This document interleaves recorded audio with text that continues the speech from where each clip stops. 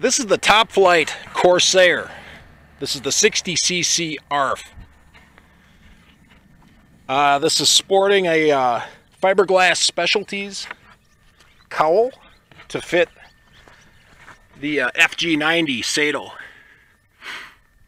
This has got the Kylio exhaust ring and also these baffles I got with the Kylio exhaust ring, or kilo, or however you pronounce it.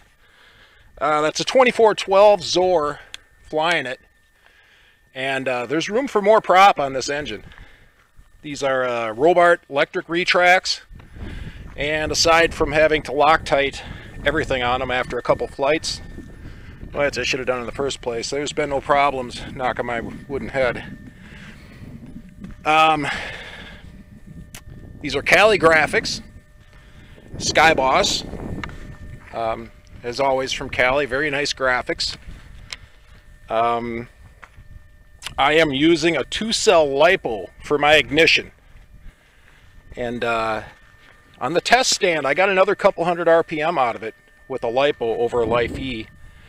Now with this engine and the way I mounted it, I wanted the engine out far enough with the spinner out far enough, but it made it a way nose heavy. I have 15 ounces of lead of wheel weights in this back cover here, so I just really beefed up that area, and it's removable. And that's how I did my tail weights with it. Aside from that, you know, assembling the model was things fit pretty well, not great. You know, there's a little gap at the end of this aileron. You know, the flaps aren't quite perfect, but it's an ARF. This is what you get. If you want a really nice 60cc Corsair, get the Top-Flight kit. If you want just something to fly, which this is, I bought the ARF. Let's see, aside from that, I know there's more stuff I'm going to remember. I'm just trying to give you guys a heads up. The tail wheel is just a joke from the factory. It works, but it's really short. It doesn't look at all like anything that should be on a Corsair. So, maybe I could lift this up. And I lengthened mine out. That's all the stock stuff, but I just lengthened it out a bit. And that's how I did my gear doors back here too. And it's working quite nicely. Otherwise, super fun. Really awesome engine. I really like the sound of this 3-cylinder. So why don't we fire this thing up and make it live. And we'll put on the headgear. I just had it running, so usually it fires up pretty easily that way. Otherwise, I just use an electric starter. Cold start, I'll spin it with the electric starter with the ignition shut off, and then turn the ignition on, and it seems to fire up every time. So, and once it's been running, it starts real easy.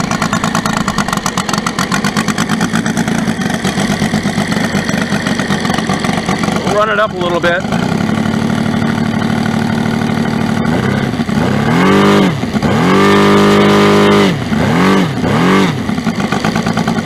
Sounds good. Timer. And there we go.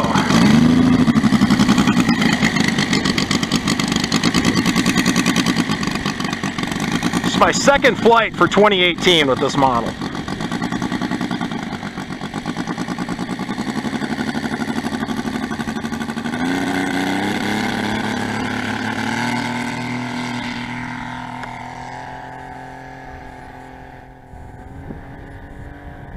And it's set rich because we want it that way.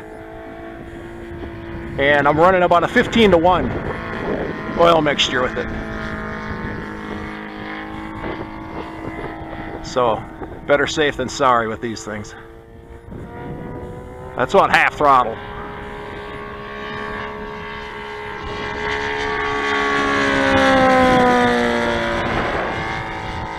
So we'll get it around here with the wind, and I'll show you full throttle if it's clearing out.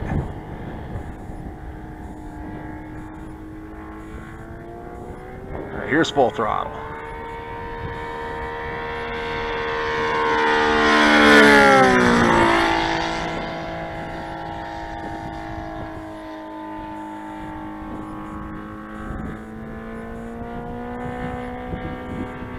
You know, there's another issue. Guys really seem to, and maybe some of you guys don't like the way these fly with the factory elevator rods, but I made mine really short, so there's no like spring to them. And this is flying with the factory elevator, the factory rods in it.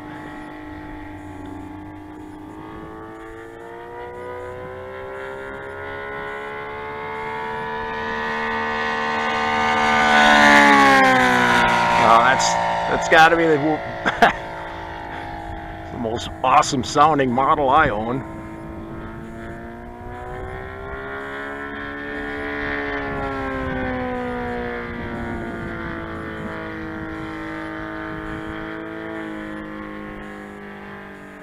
Let's throttle back on this pass.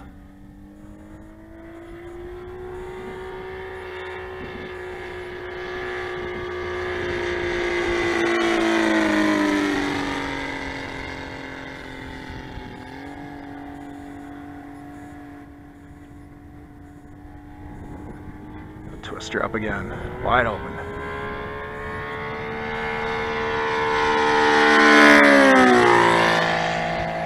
Beauty.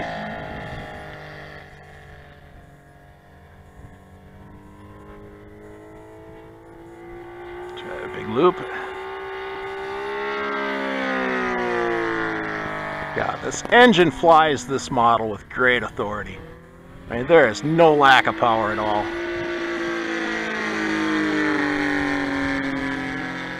It's just like a big block Mopar, you know, or a big block Chevy, you know, it's excess of power, but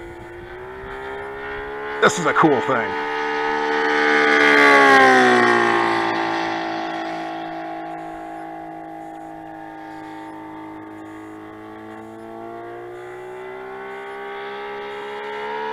Tear up the sky.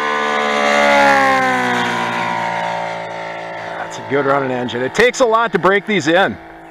You don't screw around with this radial and say, I'm going to break it in the air, because I've heard of some disaster stories that way.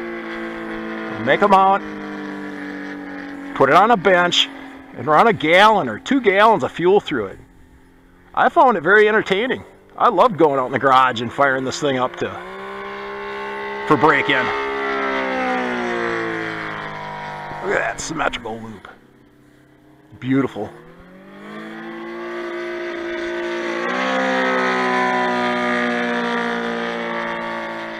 That's an engine you can listen to all day. I mean, it just really sounds good.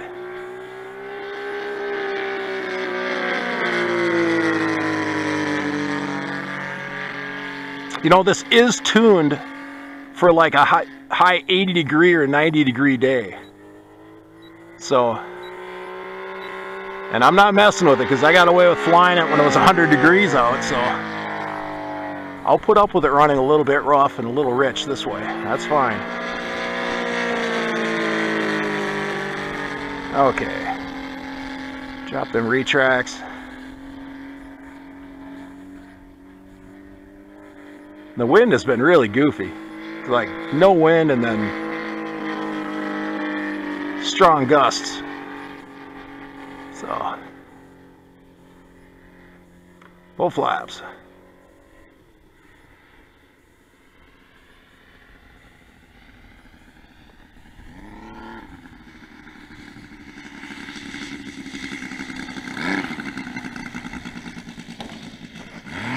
Damn it, gotta bounce.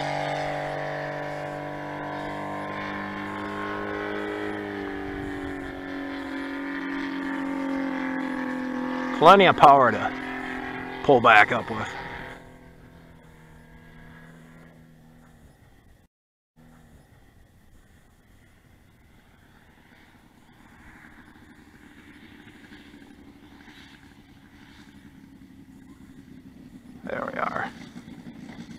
Mr. Sweetie.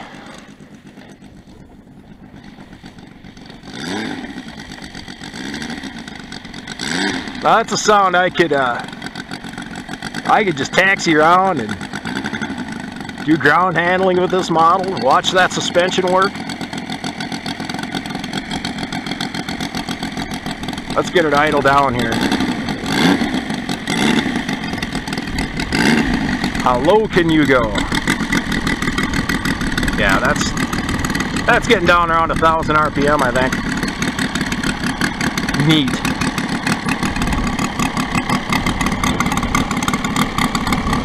Of all my models, this is the king. This is the boss, the Sky Boss. I like the graphics. Thanks, Callie. You've done such a good job on so many of my graphics for so many of my models. We'll just do a walk around with it idling because it's cool factor 10. Now look how smooth it is. There's barely any shake or vibration in the wings. Well, granted, this is an expensive engine, but it's worth every penny. I just absolutely love this thing.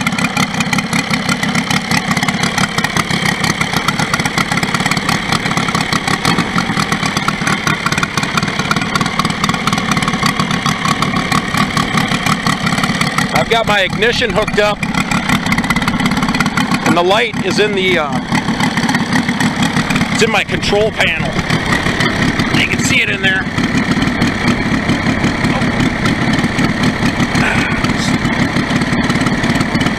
There. So light goes out for my optical kill switch. Yeah, this is a super cool model. I really enjoy it. So thanks for watching, you guys, and my subscribers, and anyone who hasn't subscribed. I am like 30 away from 1,000 subscribers. So once I get monetized again, it'll help. That little bit I make off my wee little channel really helps me out with some builds and some things. And you, the Gillows guys, the stick and tissue guys, don't fret. I have not gone to bigger and better things. My heart will always be with stick and tissue, my micro Gillows builds. There is more to come with that too, but this is the end of my review. Thanks for watching, guys.